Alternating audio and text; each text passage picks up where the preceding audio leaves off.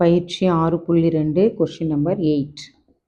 ஏ vector கொடுத்துருக்காங்க, B vector கொடுத்துருக்காங்க, C vector கொடுத்துருக்காங்க. இந்த கணக்கில் பார்த்தீங்கன்னா நம்பரே இதில் மட்டும் தான் நம்பர் இது 1 -1ன்னு வரும். ஜே வந்து 0 இங்கே இல்லை. மீதி எல்லாம் எக்ஸ் இன்வால்வ் ஆகுது, ஒய் எக்ஸ்ஒய் இன்வால்வ் ஆகுது. சரி இருக்கட்டும். என்ன கேட்குறாங்க இனி, box product of a vector. Box ப்ராடக்ட்னாலே டெட்டு போட்டுருணும், மைண்டில் தானாக வந்துடணும் என்பது எக்ஸையும் ஒய்யையும் பொறுத்து அமையாது என நிரூபிக்க. ஸோ நிரூபிக்கன்னு வந்தாலே ஃபைனல் ஆன்சர் தேர்ஃபோர் போட்டு கொஸ்டின் எழுதி நிரூபிக்கப்பட்டதுன்னு எழுதணும். ஓகேவா? இப்போ இந்த ஆன்சர் பார்த்தா எக்ஸையும் ஒய்யையும் பொறுத்து அமையாதுன்னா ஆன்சரில் எக்ஸும் வராது ஒய்யும் வராது. அதுதான் நம்ம நிரூபிக்க போகிறோம். ஓகே, அவங்களே கொடுத்துட்டாங்க பாக்ஸ் ப்ராடக்ட்னு. So box product of a vector comma b vector comma c vector எழுதுறீங்க. ஏ வெக்டாரோட கெழு பாருங்கள், ஐ வந்து 1, ஜே 0, கே -1 எழுதிட்டோமா?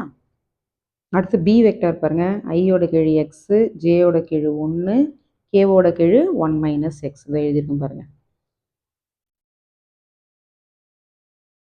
அடுத்து சி வெக்டார், ஐ கெழு ஒய், ஜே கெழு எக்ஸ், கேவோட கெழு இது கொஞ்சம் பெருசாக இருக்கு பாருங்கள், 1 + x - ஒய். அவ்வளோதான்.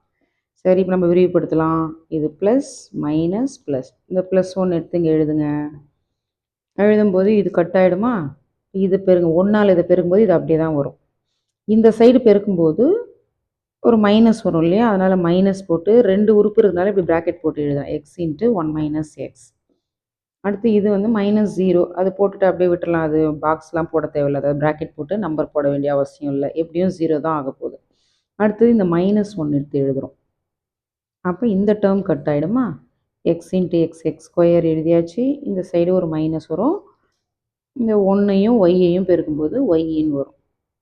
ஓகே, இப்போ 1ஆல் பெருக்க போகிறோம், அதே தான் வரும். 1 + x - ஒய், மைனஸை உள்ளே பெருக்குங்க, -x -× plus x × x, x².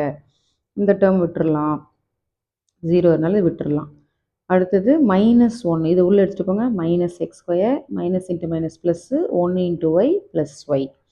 So இது எதெல்லாம் கேன்சல் ஆகுது, எல்லாத்தையும் கேன்சல் பண்ணிட்டா நமக்கு ஆன்சர் வந்து 1ன்னு வருது. 1ன்றதுல எக்ஸும் இல்லை ஒய்யும் இல்லை. அப்போது ஆன்சர் எல்லாம் தேர்ஃபோர் எக்ஸையும் ஒய்யையும் பொறுத்து அமையாது என நிரூபிக்கப்பட்டது. அப்படியே இந்த கொஸ்டினை பார்த்து எழுத வேண்டியது தான்.